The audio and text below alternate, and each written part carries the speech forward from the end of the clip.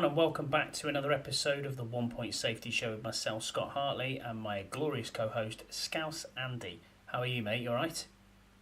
Yeah, not too bad, mate. That's obviously some bad news today at Liverpool. So Yeah, that I was kind going of to say that's kind of where we should start it out. Anyone who's a Liverpool fan or a soccer fan, football fan in the UK, obviously the football community has come together. Really sad news about the passing of Diego Jota today in a car accident. So yeah, you being a big Liverpool fan, shout out to you, mate. yeah, It's not proper not shock, been a like good day. proper shock. Woke up to the news and yeah, just horrible news. And he's such a nice guy as well. I mean, he's dead quiet. He was one of those knobheads. Like he's someone to get these bigger ego guys, and he's just a quality footballer and quality guy. I mean, I was lucky once. I did meet him once, and just in passing, not like a proper conversation, but he was nice enough. You know what I mean? And yeah, just fucking horrible, mate. To be honest. It's not good. It's not good, is it? Let's be honest. It's not ideal. Certainly not the news that anyone wants to hear. Shout out to Rod. Thanks for being with us, mate. Appreciate you. Hello, Deluxe as well. Evening to you both. We'll start as we always do, mate, with our sponsors. So we are Dunstable Town FC's Talk of Town podcast. We're their sponsor for the season. If you're into non-league football, which I am this season, go ahead and obviously give them a follow. Go talk all things football locally and non-league. Go and give them a shout. Oddballs as well. We're sponsored by myoddballs.com. You can go over to there, have a look at their website. You can buy our underpants. I'll say not pants, underpants, because there was a comment last time saying that pants in America means slacks, as we would call it. Underpants and socks and all that sort of stuff. You can buy our gear on there. Also graciously sponsored by Fusion Therapeutics. They are northwich-physio.co.uk. They provide expert MSK assessments and tailored musculoskeletal plans with a focus on holistic care, dedicated to improve your well-being through tailored musculoskeletal health plans. The team offers specialist injection therapy and non-medical independent prescribing. So if you're in the Northwest, Manchester or Cheshire area, give the team a call on 01606 512 013, or you can book online and the team would be happy to advise you further on this affordable treatment solution. Also, if you want to read all things Bleeding Burgundy, you can go across to bleedingburgundy.com. There's lots of writing on there, guest writers and speakers and other people on there writing all sorts of different takes in the off-season while it's the quiet period. So that's our sponsors done, mate. Takes about 10 minutes to get them out of the way, but no. Sponsors, it's Bleeding Burgundy. Are they paying? They're getting a pay. Yeah, they're getting a pay. You getting a little slice, are you? I'm not getting any slice. Slice of the pie. Yeah, I want a little slice, little sliver. I know what you're saying. News-wise, mate, this week has been a quiet week, really, but there has been some news that's come out. Commanders training camp dates have been announced. Teams holding 3 open practices for all fans, July the 27th, 29th and August the 2nd, along with 3 open practices that are exclusive for season ticket holders. They are on the 28th, 30th and the 4th of August. All practices begin at 9 a.m. So if you're going across to training camp, enjoy it. Hope you have fun. And also the season ticket ones. If you're going to like a closed session, enjoy that too. Other news, mate, that's come out. The Commanders tease new alternative uniforms for 2025. I'm sure you've seen this. We're unveiling new alternate uniforms that are going to be worn during 2025 season. We won't have to wait long for the reveal. It said via social media that there was like a silhouette of the player in a new uniform that's been released on the 9th of July. Obviously, the decision by the Commanders to design new alternate uniforms comes in light of the NFL making multiple adjustments to their uniform policies in recent years. So if we go right back, Scouts, to 2021, the NFL approved an update that allowed teams to wear alternate helmets. Then in 2022... and the same again, and then in 2024 the league expanded that policy to allow a third alternate helmet design, and earlier in the league they informed the teams that would be able to wear throwbacks or alternative jerseys for up to 4 games this season, which is one more than the previous 3 that we've been able to do. Interesting note here that I saw on the Commanders website. It said not much is known about the Commanders' new alternate uniforms other than that the helmet will feature the Commanders' W logo that was revealed as part of the franchise's rebuild in 2022. So all those hoping for a spear or hoping for a more of a throwback to the original logo, it isn't going to happen. I mean, did you see the silhouette picture, mate? Yeah, I did see it. Yeah, the side on view. It's got the W on the side of the helmet there. I mean, that one. I mean, how do you know that's definite for sure? Is that what the commanders have actually said? It's That's definitely going to be on. It's physically on their website. Is it? Yeah. As If in, you like, read it's the definitely going to be a W. And yeah, if you read the article on that Zach Selby's put on there, that they are his exact words.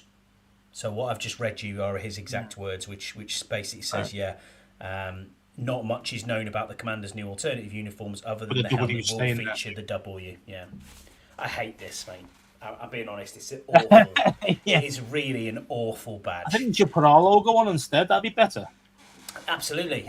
Give the pod. Or give even the a pod- Spanish one. Even a Spanish one here, for Spain. Ooh, yeah, That'd maybe. be quite cool. But You know, I mean, in all honesty, maybe it's because I like football, as in soccer, and you're the same. We've grown up with badges like you've got the Liver Bird. You know, I've got the Carlisle badge, which is very different. Do you know what I mean? It's the county crest. We've grown up with crests and them sort of badges. I really like the round badge. Do you know what I mean? I really like that. I think I think it's smart, and I don't know why we don't use it more often. yeah, it's more like a crest, isn't it? More Yeah, like a that's crest, what I mean. more than a badge as such. Yeah, yeah. I'd say I didn't mind that either. I mean, I've got like a little mat over here. That's basically the carbon is basically that, and I think it's quite cool. I just don't. I agree. I just don't understand why they don't use it. Yeah, it's. I don't know. I don't know what they're thinking. To be fair, I mean, I really would have used. The spear. If they're really gonna go, yeah, if they're really gonna go throwback, you know, we can't really use the original skins emblem. So I think the next best would have been a spear. I know some people are for that and some people are against it, but I think if you're trying to kind of bring back some of the old heritage as such, that is one way you could do it. And I think you may have missed the trick there. I really do. Yeah, I agree with you, mate. I agree with you completely. I think that they're going to go back to a familiar style of uniforms. Probably like I think they may end up with like the Kirk Cousins era style uniforms, going towards that. Richard Cameron gave us a question on this actually, so shout out to Richard Cameron. He is at Mr. Rich Cameron. He said, "Hi lads, if the team do announce a new legacy style alternate uniform, harking back to the classics, do you think this will help fans come to terms a bit with the Commanders brand, or will it continue to divide the fan base further?" I think that's the problem, isn't it? It's kind of there's always going to be the old school. There's always going to be that. You know, you can't just leave out a generation that still has. No, we are the Redskins, and that's it. So, I mean, yes, could we go further? Could we meet in the middle with the spear? I think that could be. I think that's reasonable. I think that's reasonable. But as you say, I do think that either way, you can't win, no matter what how you look at it from the team, unless you bring back the whole lot, which is never going to happen. It's kind of what you do about that. You're going to have naysayers, and you're going to have people who are going to love it. So it's one of them, tough, isn't it? Because it's a tough one for the team. I think I felt like when we were the Washington football team, and we were in that interim period, I kind of felt like it was almost like, well, what are we going to become? And then when Commanders was announced, it almost felt like that season that we were an expansion team. And it was like, this is just ridiculous. Do you know what I mean? What have we actually become here? But there was no hope in the franchise at that time. There was nothing going on. There was no a way out from ownership. The coaching was bad. It was pretty terrible. It was doldrum types of games. You're thinking, well, what are we going to do? We're going to win 5-6 games, maybe possible. And then obviously, when you start winning, I think winning cures everything. Do you know what I mean? I think that genuinely cures the divide. I don't think it makes any difference to being what we are. The Commanders is going to stick. We know that's going to stick. Josh Harris has said that on several occasions that is the name that we are continuing with for now. 10 years in the future, who knows what's going to happen. But for now, if we continue to win, we're on the upward trajectory as a team. I think the fan base will go with that. We've only seen that through the want of tickets to places like Madrid, or season ticket prices, the way that tickets are flying out of the door. Jaden Daniels, the highest selling jersey. it isn't necessarily just about the player, but it helps to have them franchise type players and winning seasons, because that will stop the naysayers. As you said, Scouse, though, there's always going to be that small proportion of fan base who is Redskins or bust, and that's it. Yeah, and that's it. You change the name, you change the history, technically, don't you? So it kind of, I mean, I always try and see it from both angles. I always try to, and I get it, man. I mean, I know we grew up as Redskins fans. We didn't grow up as Commanders fans. You know what I mean? We grew up as Redskins fans, so I get it. I mean, I'd love it all to come back the way it was. I think that's what we were. I know technically we're the Boston Braves for the first year, but we're about 90%, 95% of our history has been the Washington Redskins. You know, so when the majority rule like that, that's how I feel, and that's why I'd like to go back to something that reminds me of that. Even though, yes, this is a new era, like you mentioned, and you've got Jaden Daniels, you've got guys who can excite you, who will sell tickets, because you mentioned there, tickets are a nightmare at the moment to get hold of. Yeah. So which is good for the franchise. Don't get me wrong, great for that. But I think sometimes though with the fans, there's always going to be an element of that. You know, the old generation say that's all they've ever known. So when you change it, it doesn't feel the same. I get it. I understand. You know. I do too, exactly that. So yeah, great question there. Thanks, Rich, for that. Obviously, if you are watching or on YouTube, please like and subscribe. Don't forget to do that. It's unlikely, you're right. He'll never come back, Scott. Yeah, I don't think it'll ever come back. Redskins name or emblem. I mean, I say there's nothing more. I mean, I'd be one of the first people dancing around if that happened. But I say, realistically, you got to be real as well, and it ain't going to happen, you know. Unfortunately, but I think like a non-potential woke or racist type of thing could be the Spears I said before. So that's why I thought that could be really useful for this alternate. But yeah, it is what it is. We'll see. The big W ain't on the team jersey, so why does it need to be on shirts, etc.? The round badge would be better. Yeah, I agree. Putting it on the jersey, on the helmet. I'm not sure about it being on the helmet. Yeah, it'd be like a big white dot, wouldn't it? If you put it on the helmet, say. But if you had it on the jersey, like, you know, or a t-shirt like that, you know, that'd be nice. I agree. Especially if it's embroidered, not the signed on shade. Yeah, correct. Other bits of news, mate, that's come out. Marcus Mariota, he did an interview with Hawaii media. He said he's at ease with his role as a backup. It's quite a good interview, actually, if you have a read of it. I'll just give it a quick read through. He says, for me, it was one of those things, it was hard to pass up, and you want to go somewhere where you're wanted, Mariota said.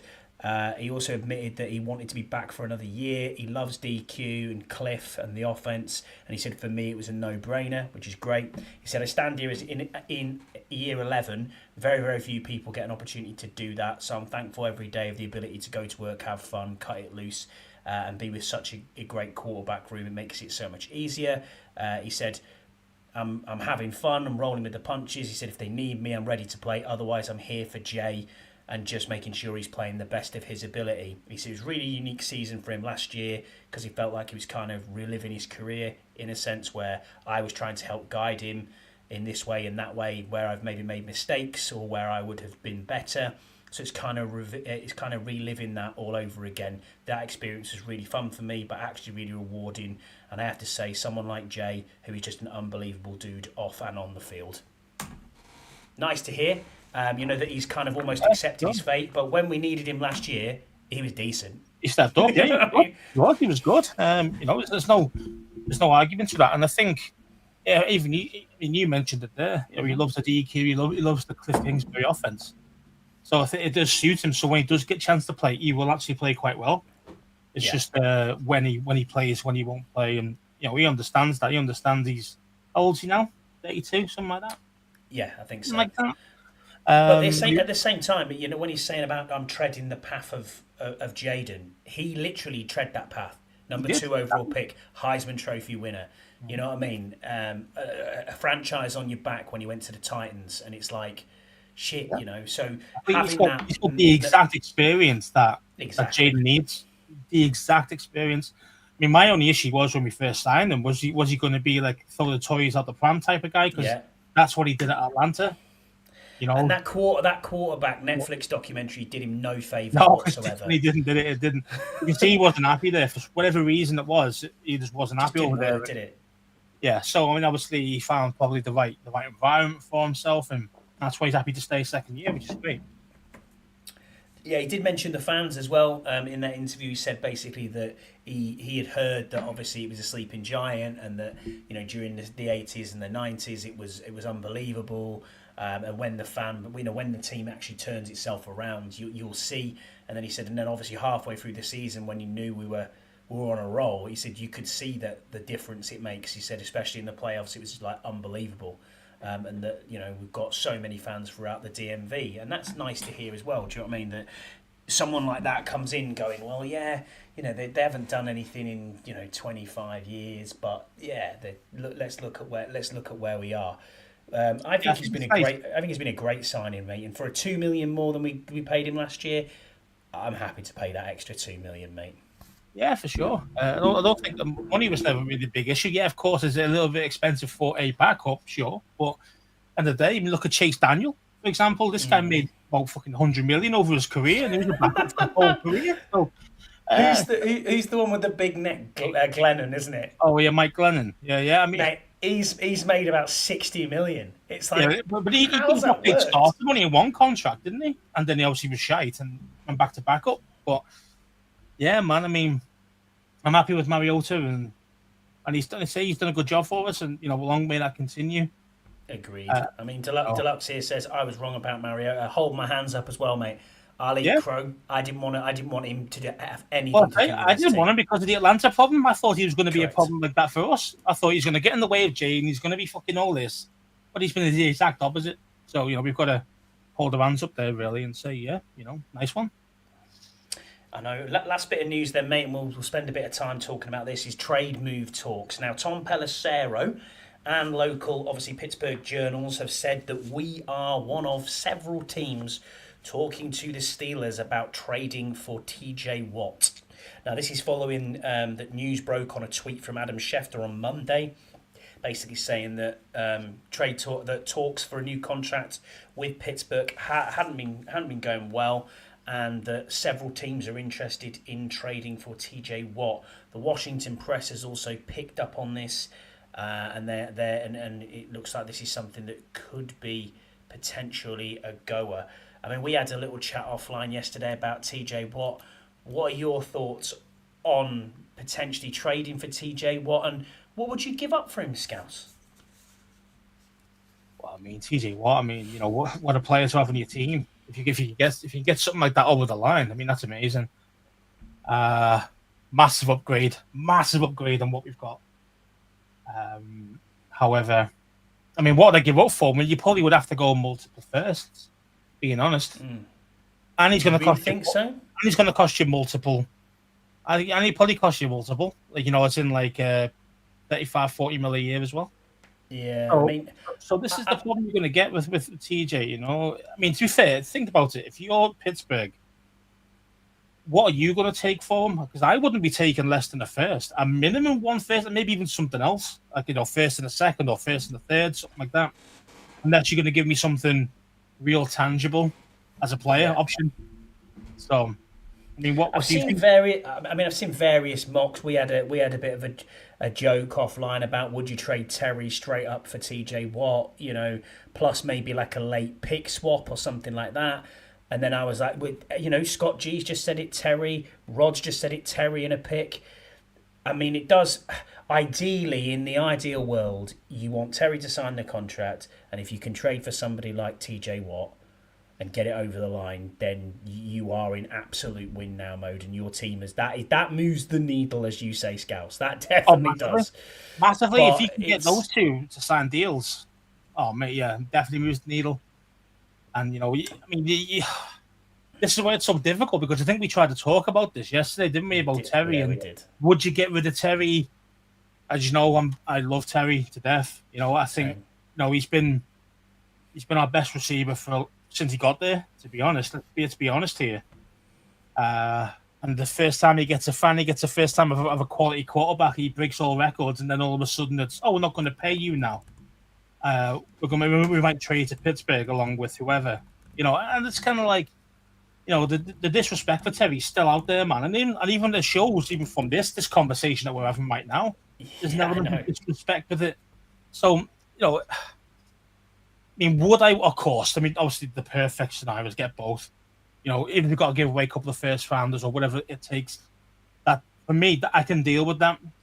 But if you're going to get rid of Terry and say a second or third or something like that, we haven't got a second next year, so that's. We've not got a second next year. Okay, so we have to be. We haven't got a third next year, is it? So, we haven't got a third.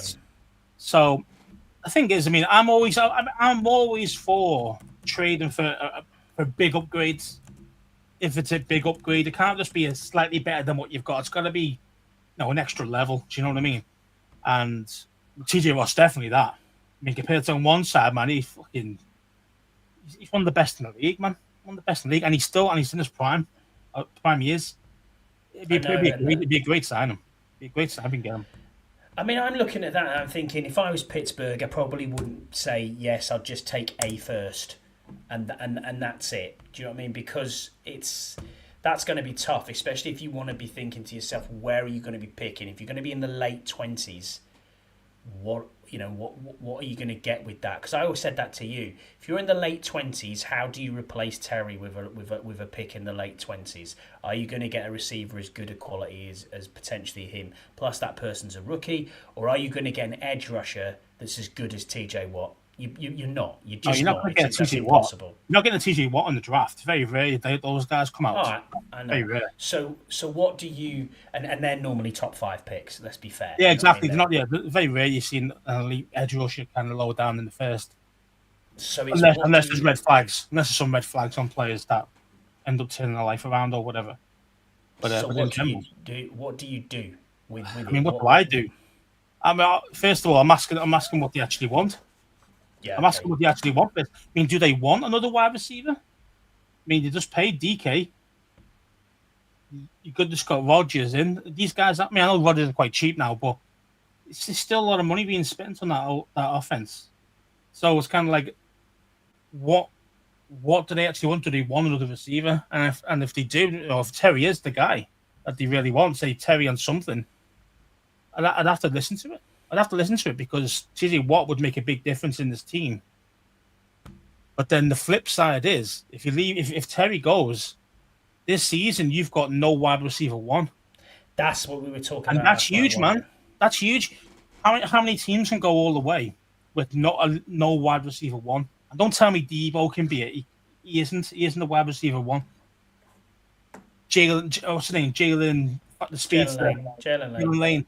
Yeah, man, he's a bit of an unknown. You don't know what he's going to be. So, who have you got? Who have you truly got there? You want to pick up a bum like, I mean, you mentioned in the chat. Amari Cooper. I mean, you go from Terry to Amari Cooper, who's who's past it, I think. It's crap. But that's my opinion on probably hence why he probably hasn't got a team right now. Well, he hasn't got a team right now. There are receivers out there, though. But it's such a difficult scenario, this one, because who would be the happier team? Would it be Washington or would it be Pittsburgh? If that happened, for example, say TJ went to Walsh for Terry and, I don't know, a third or fourth or whatever it was, who'd be the happier team? I don't think either fan base would be happier. I think they're both going to be upset and happy in the same thing. It's going to be like a bittersweet type of thing. Yeah, of course. Both teams. I mean, their offense would supposedly be amazing, depending on how Aaron Rodgers plays. But you look at that and you say, you know what? There's DK on one side, Terry on the other side, and then you've got a decent tight end in Freiermuth, and then you've got. I've heard that they want to try and get rid of him as well. I've heard they want to try and trade him up. I mean, so I don't understand where they're going, as in what they're doing with their offense.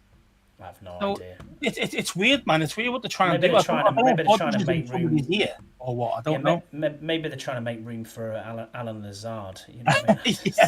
yeah. Or try and trade for Adams again. Yeah.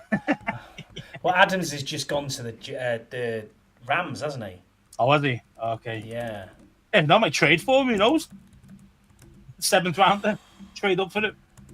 Yeah. I mean, it would be with a heavy heart, like being honest.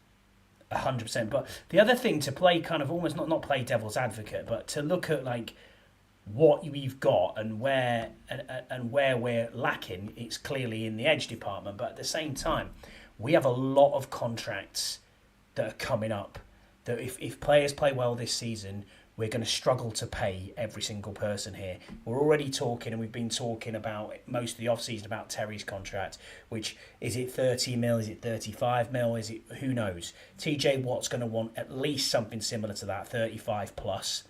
So then there's that. Then you have Laramie Tunsil to pay. You have Marshawn Lattimore to pay. You have Deron Payne to pay, potentially, if you need to pay him. Deebo Samuel to pay. There's a lot of contracts that are coming up here that we're going to have to start paying. And then we're not even including people who may retire or may want another one-year deal or whatever, like your Zach Ertz, your Bobby Wagner's, them sort of players. Frankie Louvu's due a contract. Do you see what I mean? It's going to be tough to pay all these players and then get these superstars in. Which beggars the question is, how do teams like the Eagles, the Chiefs, how do they keep doing this and building these? Well, the Eagles have just literally obliterated their cap space, haven't they? I mean, that's what they do. They just manipulate it for 5 years down the road. It's crazy. It's crazy how they get away with it. As far as no one's like tried to say, no, now you're getting fined the first rounder. You fucking around. You know what I mean? You fucking around with the draft cap like that. I'm looking at what they're suggesting here. I mean, this is from Tankathon and where we are at the moment with picks for next year. So far, we've got a first, a third, a fifth, a sixth, and a seventh. So they're predicting 26, 90, 168, 207, and 240. Right. So yeah, so we haven't got much draft capital there at all. But yeah, I mean, as I said last week, I'd rather go all in win now. So just give the first up and say, we'll give you a first and a 2027 second. Or even later than that. Yeah. Or 2027 like 5th or 4th or something like that to try and end of the day, you want really most of your draft stack in 27 because obviously that's when Washington's actually on the board. That makes sense because actually it's at home, isn't it? The draft that year. So you want a lot of people. You want a lot of people with that. And you want us with a lot of picks to pick from. Do you know what I mean? That year. So this year, I don't mind blowing it up as in the draft side of things. I wouldn't mind if they had first for TJ Watt, blah blah blah, and made some moves. You know, that doesn't bother me. That one for this year. Yeah, I mean, Jesse's right here. Eagles pay high signing bonuses and cheaper salaries. Yeah, I think is though we've got the cash to do that. We have got cash-rich owners now. So we could do the same thing as them if we really wanted to push it. We could make it work. It's just a case of does AP and Harris want to do that, and that's the thing because you could get both. You could sign both of them. You could because say we can pay loads of money up front and absolutely, and that's the thing with 3 years, and we can do all sorts of stuff. You can manipulate it the way you want.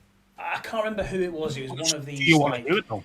It was one of these draft guru analyst type bloody cap experts I was listening to on a podcast the other day, and they basically said with effective 20 million cap space, that is effectively, if you play it properly, that turns into about 45 million.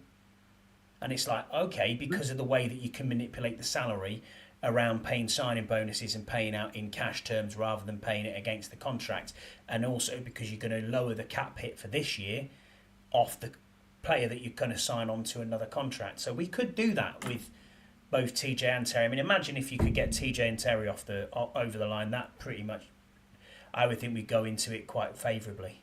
Oh yeah, I think they'll be definitely up there. You know, kind of, top 4 again. I really do. I think if we can get those guys in. Last year we were a bit more of an unknown, and we're just riding the crest of a wave. So this is like where teams are going to look out for us now. It's different. Do you know what I mean? So, yeah, I mean, so Scott G there saying I'll do it if TJ agreed to an extension. Yeah, but of course you've got to get the extension. I assume that is going to be. That's part of the deal. That's part of the whole thing. I mean, I'm not going to trade for 1 year like fucking. Was it the Eagles who did it, or who was it with Hassan Reddick? Eagles. Eagles to the Jets, wasn't it? To the Jets. Eagles to the Jets, wasn't it? He didn't even play a game. He said, "No, fuck you. You're not paying me what I want. See you later." So yeah. So don't want that type of happening. We've definitely got to make sure we've got a deal set up if we're going to do this. If we are going to make the trade. Now, again, I think this one would be a genuinely 50-50 split again. Because, yes, I think Rod mentioned JD5 can elevate players. He can, but the thing is, though, doing that for 18, 19, 20 games when you're using a wide receiver 3 as your wide receiver 1, it doesn't normally work unless you've got an amazing run game. And the thing is, though, we don't have an amazing run game yet. So, we had an awful one last year. We hopefully be better this year, but we don't know how good it's going to be yet. So it's a big risk, man, getting rid of a wide receiver 1. I understand the elite edge. I love TJ Watt. I'd love to have him. But it's a case of what do you do with that? I mean, it's such a. I say you can. The idea behind all this offseason, this draft was about getting JD more protection, more firepower. Yeah, in receivers. That was what it was mostly about. We saw it. So why all of a sudden would you go, I'm just getting rid of my wide receiver 1 for a defensive player? Because we don't have anything on the edge and these players don't come around. But that's us surmising. They might not say. They might say, or maybe Terry McLaurin. The flip side is it could be that, we've got a lot of weapons now on offense. Maybe we can get away with not having Terry there anymore. So again, there's always arguments either for and against. Yeah, of course. It just depends, like, who. Obviously, an AP of trust, and whichever way he goes, I'll be all right with it as long as don't get bent over the coals. Then I don't mind a trade if that was going to be the case. If that's what they have to do, if they can't get Terry to sign a new deal because the money's too much or whatever, and TJ Watt's willing to come in, and they can agree something that's not ridiculous, then yeah, I probably would have to agree the trade. Yeah, I mean, this is a good point here from Deluxe. Obviously, he's saying there that what's the more important, keeping a weapon for Jaden or getting a weapon to use against opposing QBs? Well, yeah. I mean that's the other thing. But also as well, you got to make sure that you're not doing what Pittsburgh do and just let TJ Watt do it all. The other players have got to, don't slacken off because it happens when you get an elite guy. He'll sort it out, don't worry. No, you've got to be on the ball as well.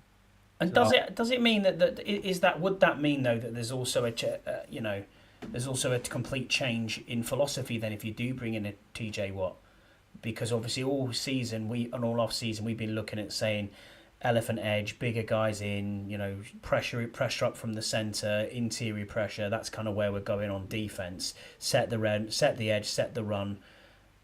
I'm not sure, mate. I don't know what we're going to do here. It's such a 50-50. It really is. It could go either way, and you could argue it either way. You could argue it any way you want on this one, and without sounding like an absolute fool. Do you know what I mean? Like you really could kind of go. I know. Yeah, I understand it either way. I could understand it either way. So I mean, I'd say it all depends. Can we get the negotiations done with Terry? If we can't, or AP, as I said many times, if he has a number for you. Your contract, he has a number for you, and if you're anywhere nowhere near it, he's not going to budge. So, which means that Terry be on his way out, which means this could be the way to go. And look at Stuart here. He said, "I know there's no room for emotion in business, but as such, a long stay with the club, it would be devastating to lose him, especially with the chemistry of Jaden." So you've got that on the one hand. Then you've got Jesse saying, "What has a higher impact? It's not even close." That's fan base split. Do you know what I mean? That's as you said. Two guys just in the chat right there, and that's it. It's kind of it is literally a 50-50. I mean, we know Jesse hates Terry anyway. He doesn't think he's any good. Let's face it. He's always trying to lowball him in every single contract negotiation and all the rest of it. So I know that he'd give up fucking Terry for nothing. He would. Do you know what I mean? So this is that's what Jesse would do. So for me, it's kind of like, yeah, I'd say. If we can't get the deal done with Terry, we've got to look to move him on. He won't play with 1 year left on his deal. Let's face it. These good guys just don't do it. These guys just don't do it. No, well, Hendrickson don't do it because Hendrickson, TJ Watt, you've got bloody Terry, you've got a few other holdouts as well throughout the league. It's an injury risk, isn't it? Let's face it. Mm-hmm. I think about it. If you're coming up to like Terry, you mentioned obviously last week in his contract scenario, if he plays on this deal and he gets hurt, like a bad injury, like what his big contract is done. Yeah. It's done. And it's the same thing with these other guys. TJ Watt, he's got a lot more years left in the tank as well, so he could get away with it anyway if that happened to him. A lot more injuries and missed a lot more games. That's the other thing. TJ Watt is injury prone. He does get hurt. The only two guys who don't is Hendrickson and is Terry. Those are the two guys we've been mentioning past few weeks. Let's just still get Hendrickson and go for it and sign it. Let's get all of them. Terry anyway. Let's just get all of them. Let's get the dream team. Let's get it going. Just blow it up. Just be the Manchester City of the NFL. It'll be fun. Yeah. Fuck your salary cap. We're doing what we want to do. Yeah. Well, that's what the Eagles do, and they win the Super Bowl with it. So I know. Yeah, I know. Yeah, teams don't need an elite edge to win the bowl, but they need a wide receiver one. That is also a very good point. Got a good point. Yeah. That's a very good point. So hard to do. I know you can say Jaden can raise guys, but there's only so much talent. You know what I mean? Like if you can't get open, Jaden's not going to throw you the ball. It's simple as that. If you're not good enough, you're not going to get open, are you? So they spread the load. Yeah. But again, the thing is though, who you bringing in? You're massively downgrading your wide receiver room if you let Terry leave. There's nobody out there you go, oh my God, yeah, I've got to get that dude. That dude's going to make a difference. No, it's not. You might just keep the guys you've got and hope to God that someone can step up. But I say Debo's never been a wide receiver one, and you're probably going to say he's wide receiver two right now on our team, which is exactly where he should be. And even then, he's still a gadget guy. So it's kind of like, where are we going with that? And then you've got obviously Ben Sinnott has been awful. So he needs a big step up this year. But that's if he gets game time, because if Ertz is playing all right, then he won't play that much. So then you've got Jalen Lane. You've got Jalen Lane with the McCaffrey again, big question on McCaffrey. Noah injured Brown. yeah. He just looks at the floor and gets hurt.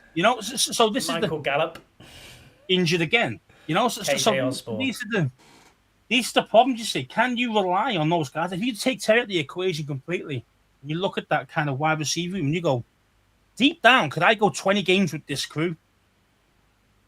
And can Jaden? I mean, don't get me wrong, Jaden's bloody awesome, but I mean, can he raise those players enough over a 20-game season?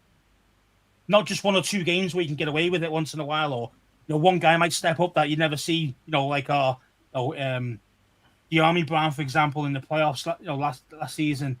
1 or 2 games, you can probably get away with that, but can you rely on those guys for 20 games, not 2? That's the difference.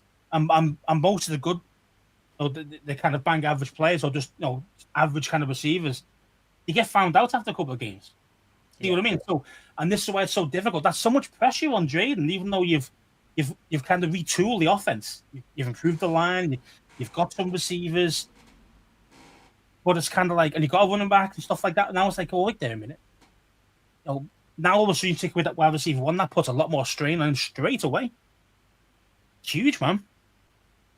Yeah. Certainly be. Everyone says JD is a difference maker, and it's just a case of this is why it's such a difficult one. It's such a difficult one because a great player like TJ Watt's there. You think, oh, that's shiny new toy. I like that.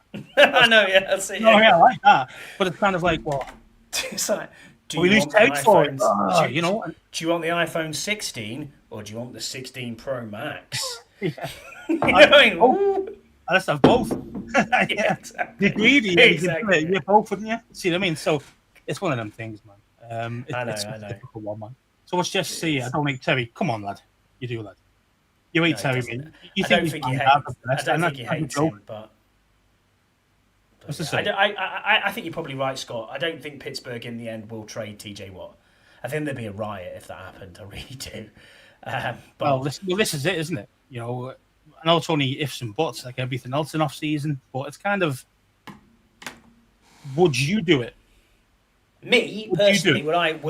Would you do it? If you were AP, would you do it? Would I trade for TJ Watt? Yeah, and then you have to include Terry in the deal. No, you wouldn't include Terry in the deal. No, I would trade for TJ Watt, but I wouldn't trade Terry. I'd try and pay them both. if I was AP. That's we got to say we got the cash, man. We got to say That's what I I know mean. the cap not, but we are cash rich now. We've got like 50 owners. Let's face it. Exactly. You know what I mean? Like, we can have a whip round. Hey boys, do you know what I mean? And they Can you pay for Terry's signing bonus, please? Yeah, just gives a couple of mil. Boys. No, it's just like going around the communal and church, isn't it? The money it costs. Yeah. You know what I mean? And these guys are all millionaires, billionaires. So it's kind of man. Like it's. I say if we really wanted both, I think we could get both. I think easily what is available. I think his wages are going to be crazy. I think they're going to be north of 40. I really do. It's a lot of dollar. But then it's like, is it worth? If you bought both and you felt the pain 2 years down the line, would you do it? Yeah. See what I mean? Because now you got this year, you got next year, where you're thinking we could really, really win the ball. So exactly. So why wouldn't you? And why wouldn't TJ Watt come to us as well? Because of this ascendancy that we're on at the moment. But that's the funny thing, because if we remember rightly, Tampa Bay did that, and so did bloody the LA Rams, and they won a bowl. So, yeah, Myles Garrett at the moment. Myles Garrett at the moment is the highest paid edge rusher on 40 mil. And then the next one down from that is Danielle Hunter with the Texans on 35.6. Then it's Max Crosby on 35.5. Would you think that TJ Watt would end up in between Myles Garrett and Danielle Hunter, or would he be more than Myles Garrett? I think he would be more than Myles Garrett. I think he wanted to reset the market, wouldn't he? Of course he would. I mean, wasn't Myles last year his contract? No, this year. When he signed this off-season. You sure he signed it this off-season? Is it this off-season? If it is, then fair enough. Yeah, because we were wanting to trade for him, weren't we? If you remember, he was making noises. Oh yeah, he signed it before the off-season, didn't he? Or did he? I can't remember. Well, it was this kind of year, wasn't it? So yes. Yeah. Okay then. So yeah, you probably want to reset the market. You probably want to be the highest. You'd be one to be known as the highest paid player in this position. That's basically what you probably want. And would you pay 40 mil for him? I mean, if the numbers are Terry at 36, 37, like some people are saying. I know. That's the dodgy thing. And Stuart's got a point. He said those pennies need to be saved for Jaden's contract. I don't think they do at all. I think, but if you pay someone like Terry now and you pay someone maybe even you've got TJ 4 years. Watt, they're done. You've got 4 more years, Stuart, before you got to pay him big money like that. So, you've got the 3 years left on his original deal, and then the 5th-year option, which if he's anywhere even half as good as he was last year, we're going to be picking that up. So 100%. It's a higher wage hit than his normal contract, but it's not by ridiculous. It's going to be a 70 mil. That's going to be a 70 mil contract. It will be a 70 mil. It will be a 70 mil a year deal if he's anything like he was last season. If he continues to be around that level, if he doesn't even get any better, just if he stays at what he was his first year, instead that for the next 4 years. Look at Suzanne dropping the knowledge here. Thank you, Suzanne. I knew we had around about 20 mil. So, 21 mil cap space, 66 next year, and 192 in 2027. Yeah, we've probably got half a squad again, though, haven't we? For that 192 mil. probably got no players left. Yeah, exactly. Probably no one under contract them on 3 years' time, 2 to 3 years' time. So, I mean, let's do it. Cash. I think about the cap now as a myth. Now you've got a cash-rich owner or owners. The cap is more of a myth now. Before, it was always had to be about the cap because we had a stingy bastard who owned us for the last 10 years. Yeah, at the start it was 10 years. Yeah, he threw loads of money at it and obviously ridiculous with it. And it was shite then as well. But the last 10 years of his actual ownership, he was dog shit. He didn't put any money in. He just made us use our actual cap. So this time around, we've actually got some real guys. We've got some dollar.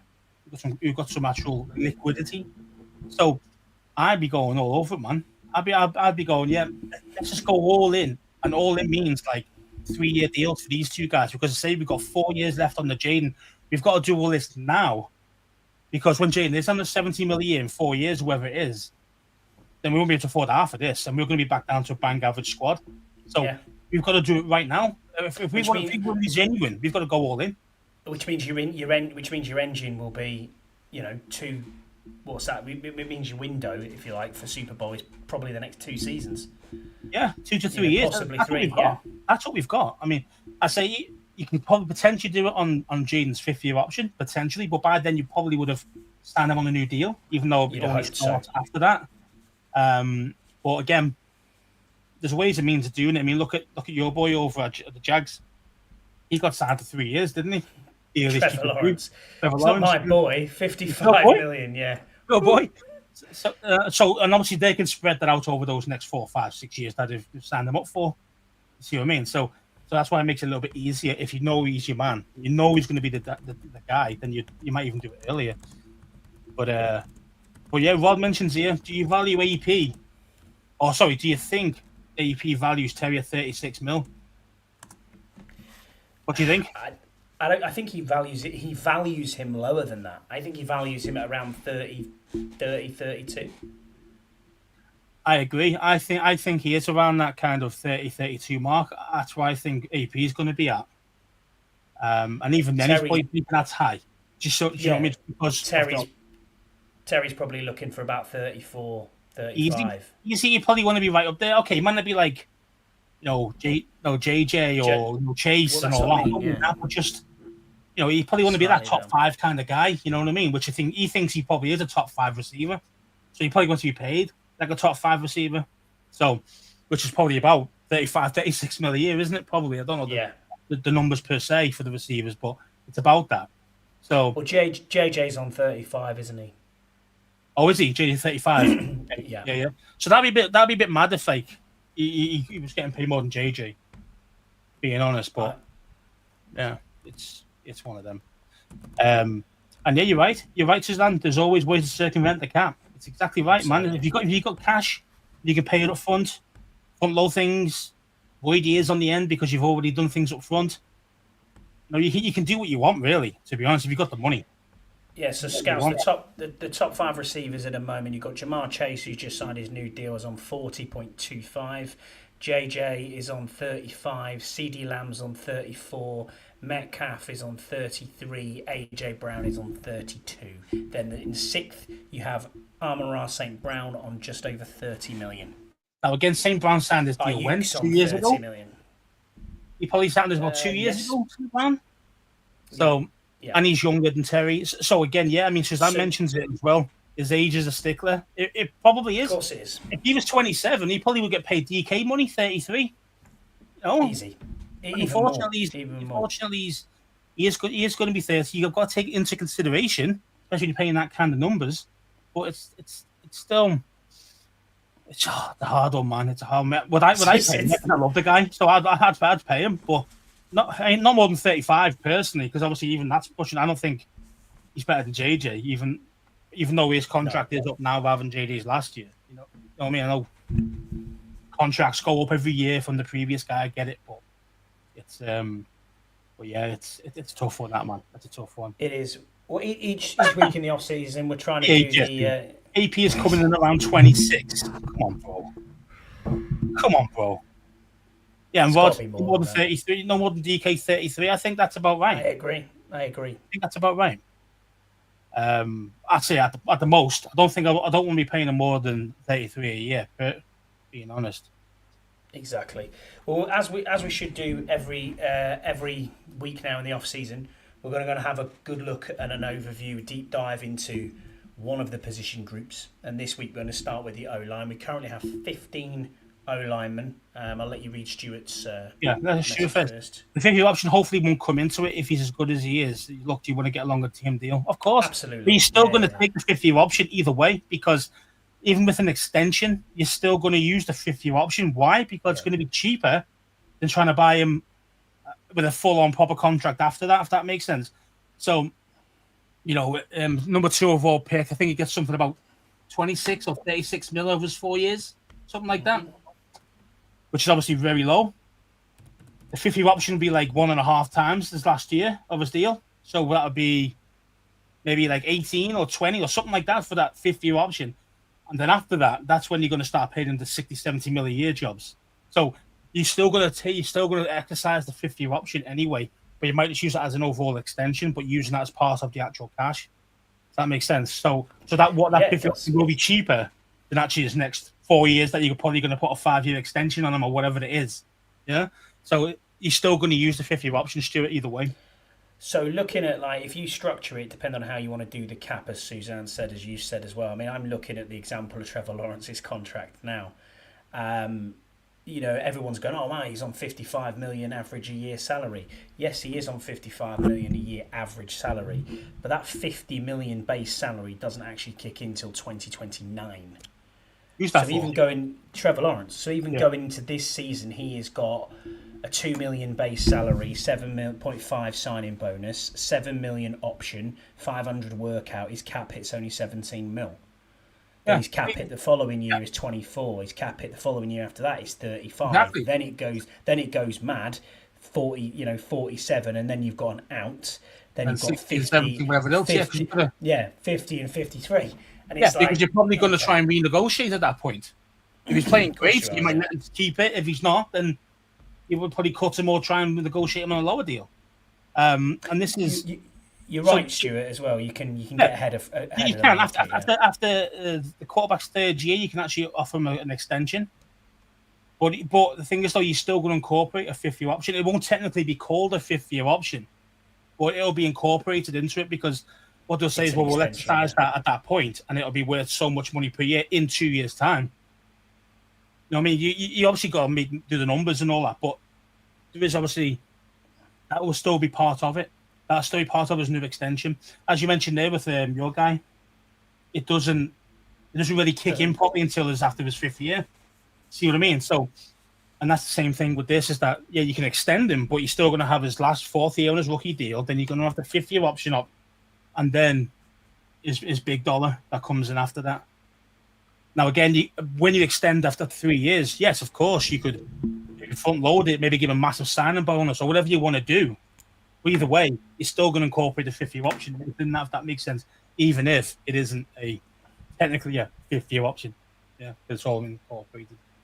Yeah, I agree. I agree with what Jesse said on this second part of his tweet there. Saying, we'll be retired. It'd be close to it. It'd be on 1-year deals, extensions, contract that be sort up. of thing. Yeah, his contract would be up by the time 4 years comes along. 100%. That's why you can do it. That's why right now you could do both. If you really wanted to push it and throw cash at it, you could get both in.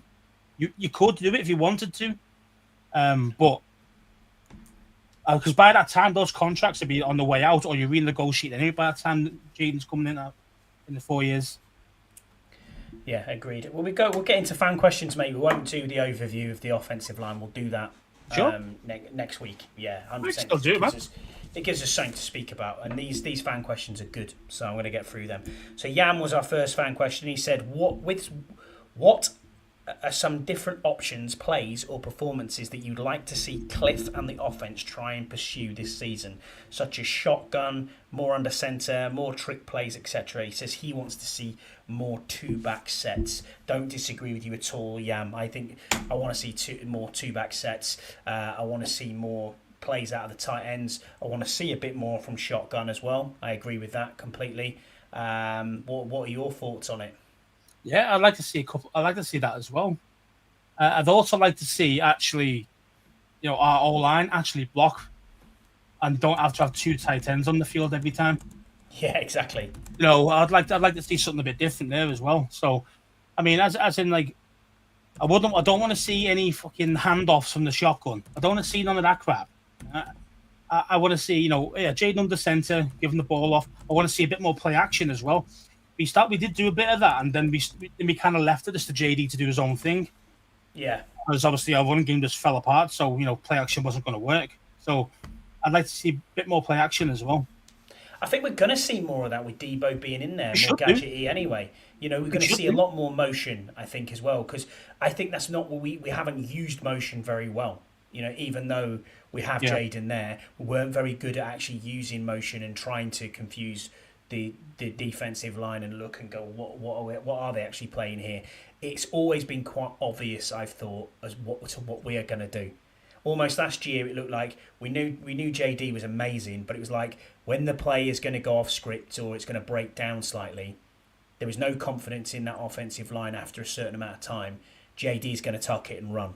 You know what I mean? If he's got the time in the pocket, he's going to produce something magical, or he might produce something like, hold in that pocket and produce a throw like he did it, against the Bengals, which is just unreal when you're getting hit to have that placement that great into Terry's arms was incredible. Yeah, being fearless, isn't it? Being fearless, you're going to get smoked, but as long as I deliver this ball. But he's not built as a pocket passer either. He's got a very good arm. He's got a very good range, but he's not built as the prototypical QB. You know what I mean? So having them upgrades at tackle and having them upgrades in the offensive line will make a massive difference to the amount of time that he has on the ball. Even if it's a couple of ticks longer, how much more could you place? I mean, and the thing is as well is that you mentioned he's not really a pocket passer, but he's got that in his game though. That's what I'm saying. Yeah, it's not that he hasn't got it. Yeah. Oh yeah. I mean, I think we want him to be a bit more pocket passer rather than running around for dear life. Agreed. You don't want him to get hurt, and that's why they beefed up the O line this year. They've given Deebo Samuel, which means that you might not have to stand in the pocket too long because if the O line is so crap. You've got options, and I think that's the way to go with it. You've got Eckler who can be out more in the screen game rather than being kind of in between the tackles guy, which is not his real game. So, yeah, I mean, I say we've got options there, but again, Cliff is a master of scheme, offensive schemes. So I'm not worried. I'm not really worried about the offense really, but if you lose Terry, that does take a big thing off, man. That does take a big weapon away from Jaden. Puts him a lot more strain on him, and I don't like it. So I don't know. What's he saying here? So Suzanne mentions Tunsil should help a great deal. But prone to penalties. Yeah, I mean, I don't think they were all on him last year, but it weren't actually that high. You got 9 penalties last year, which I mean is quite a lot for an offensive lineman. I'll be honest with you, but yeah. But don't forget though, look at the rest of his team. Exactly. The O-line was awful. Like, it was grade A shit. Let's face it. It was terrible. It was only him and C.J. Stroud trying to do something on that O-line. That's how bad it was. On the offense, before the receivers got hurt. And it's kind of like he's still a top 5 left tackle in my book. Yeah, he's same for me. A bit more solid. If you are going to play Coleman left guard with him, I think that'd be a quite nice left-hand side of the O-line, to be fair. We'll come back to that. Because I want to really deep dive into this. Okay. I really want to deep dive into this. And all I've done is I do have some notes, by the way, for everybody looking. I've just literally wrote down every offensive lineman that we've got. Got a list, haven't you? You love a list. always got a list. Love a list. Our final question then is from Paul Fiander Turner. He says he was at Having a Radox. He said, "Who would be the face of the best of the last 20 years book? And what would be the top 5 on-field moments?" So who are your top players then, Scouse, over the last 20 years? He said the face of the book, didn't he? Who would be the face of the book? I mean, some names out there I can think of. You've got Santana Moss. You've got Pierre Garçon. Sean Taylor, Ryan Kerrigan, Trent Williams, JD5, Terry. I mean, yeah. I mean, if you really want to, if you want to go off this 1 year, you could go off RG as well. RG, yeah, true, yeah. So we had a lot of good players. We had a lot of good players over the past 20 years. We just haven't had a good team, and we didn't play well together as a team. So what would be your top 5 on-field moments then over the last 20 years? Ooh, that's tough. Yeah, I think Sean T would be one of them. I think. Yeah. When he against the Eagles. When he blocked the field goal, I think that was Dallas. He blocked the field goal, and took it all the way down. We were going to lose last second of the game. Yeah. Van der Jack, I think, was the kicker, and it got blocked. Yeah. Sean T picked it up, ran it all the way. And then we got a last-minute penalty. It was last seconds. We got a penalty. Miracle in Dallas. Yeah. Yeah. So we got that kind of ping that 50-yarder through. So we instead of losing, we won it. That was an amazing one. I mean, you'd probably go with your RG3 kind of run from 60 yards. The RG3 against the Vikings, mate. That's what actually made me become a fan. So yes, absolutely that. I've got a couple more. I've got the Antonio The Antonio Gibson game against Dallas was fucking awesome when we were absolutely atrocious, and TDs, it was wasn't the little wave, 2 TDs and the little wave. Bye bye, I'm gone. That was pretty Yeah, cool. and that was on Van Der Esch as well. This wasn't a bad. It was. Like, yeah, that was The good. Hail Mary last year. Yeah, Hail Mary. It's got Yeah, to be up there. It's got to be up there. Surely. Have been Surely. great plays or great performances. There's obviously loads of them.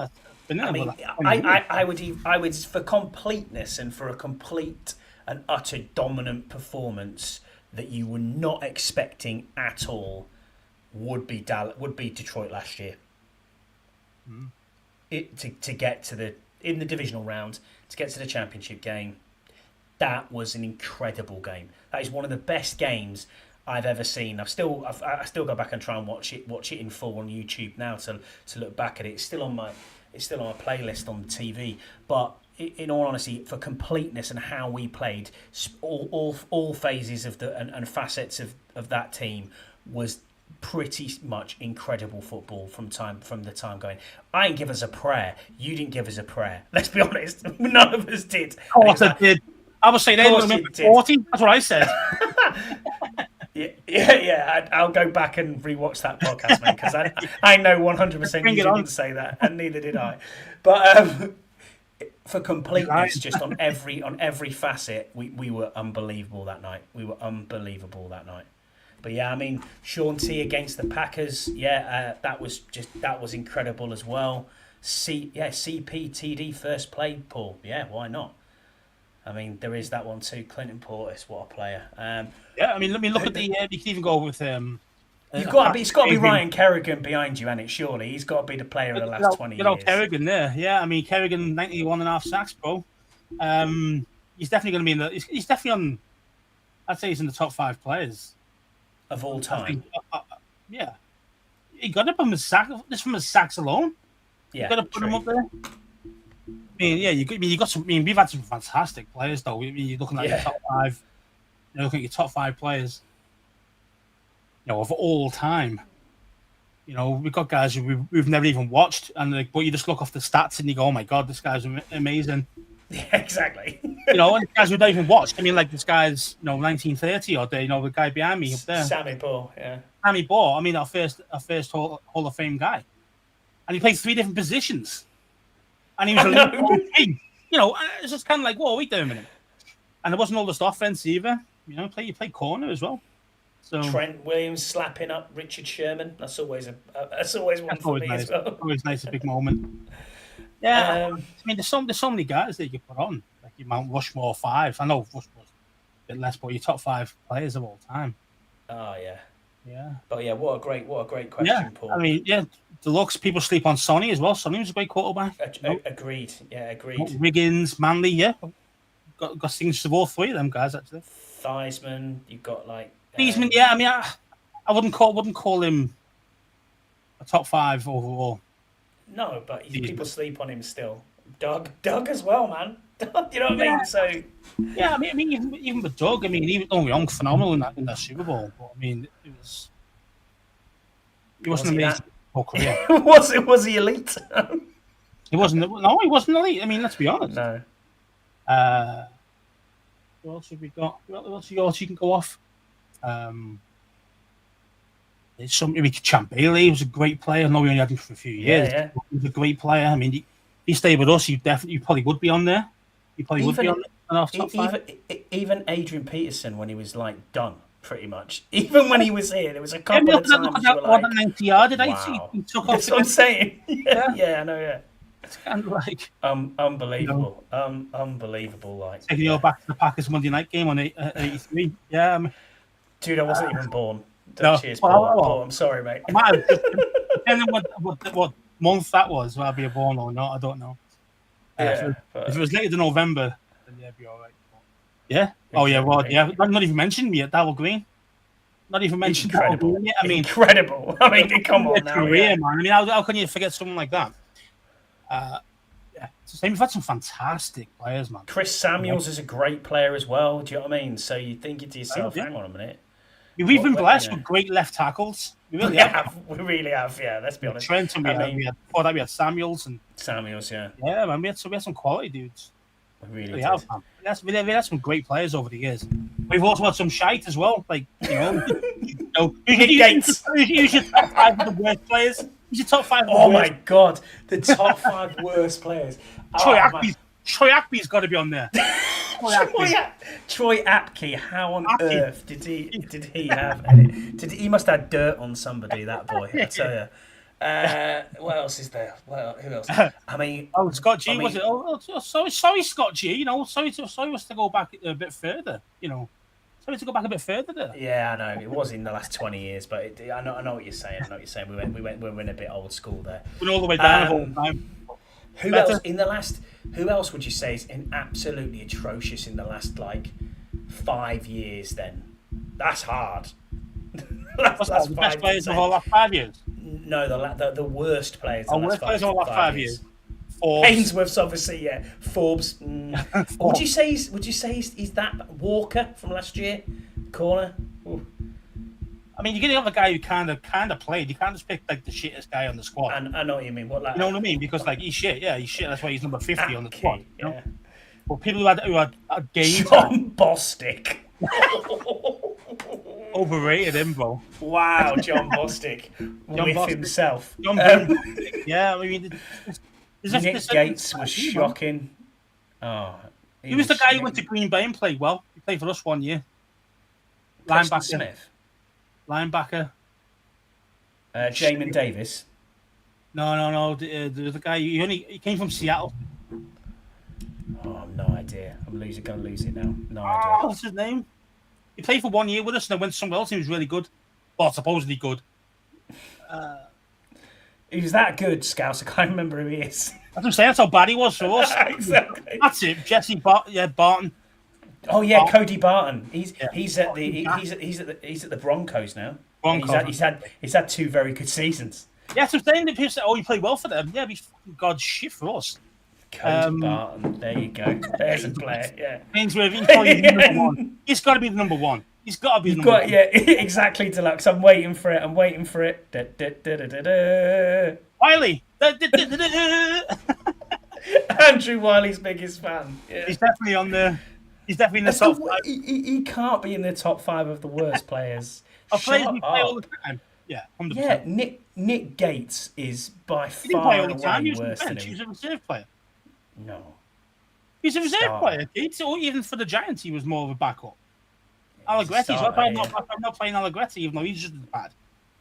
Yeah, I'm talking Benjamin St. Toast. Oh yeah, Benjamin St. Toast for St. Ghost. We've had so many dudes, man. So many dudes, man. So many dudes that have been shocking. He was thinking of St. Ghost. Yeah, exactly. St. Ghost. Actually, speaking of St. Ghost. You know, got the 2 bugbears. It's Wiley and it's fucking St. Ghost.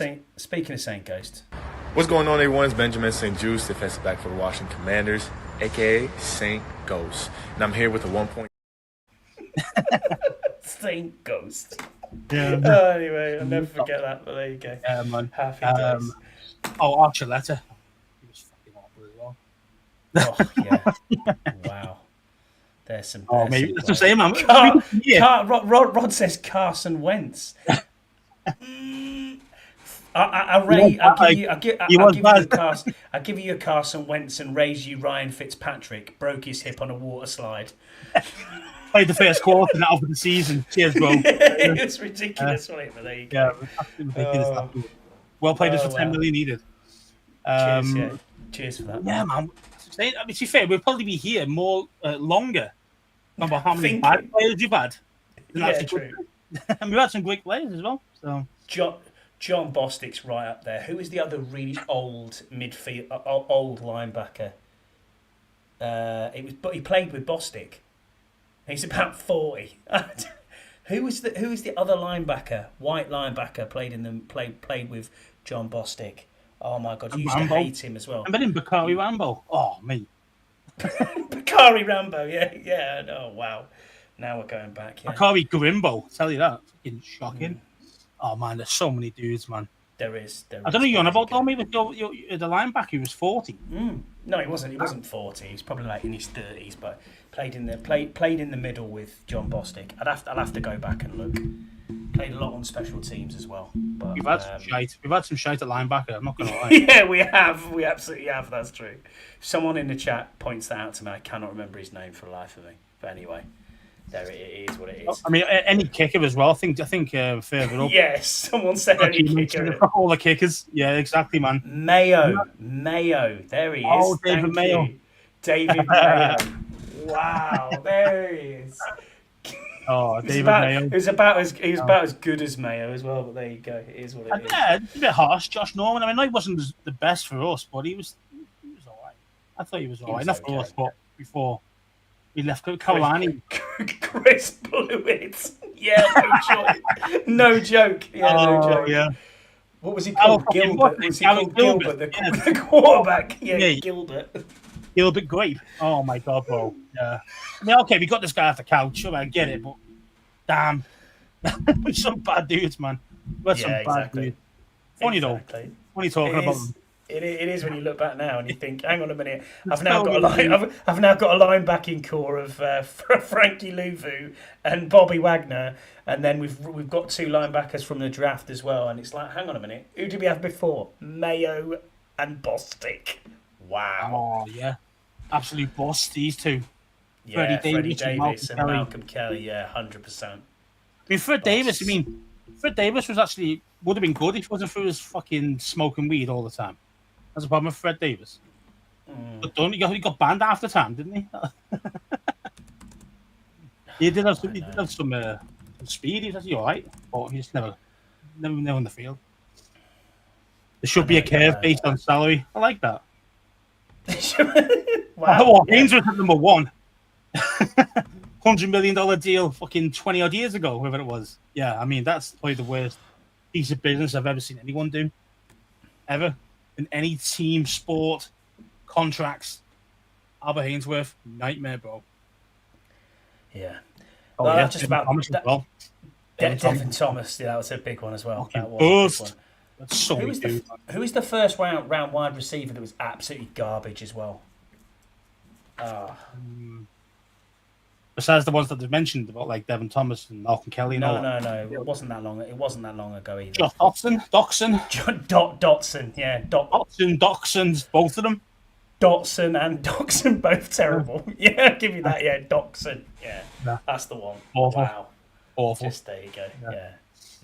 I mean, I'm really upset about actually Josh Doxson, as in Dotson, the newer one.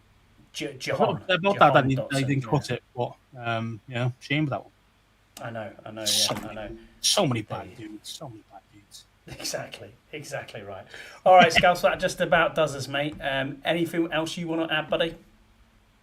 Now we're going to leave the O-line thing, aren't we, for next week? We are. We'll do it next week. We'll dive into it properly because I'll get a few stats and other bits and pieces, how they've performed, gradings, all that sort of stuff. Because all I've got at the moment is just a load of names on it. Just make sure you've got all the stats for Wiley because you know I'm going to rip him apart. So you better make sure. You better make sure you come with the stats to try and have me off. I'll be ready. Don't you worry about it. I'll be ready. I love Andrew Wiley. He's my favourite. You're getting his jersey for your birthday anyway. Going to present it to you. I always use some more toilet roll. That's not a problem. I knew you were going to say that. But there you go.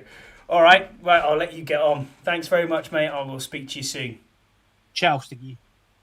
Bye. Bye.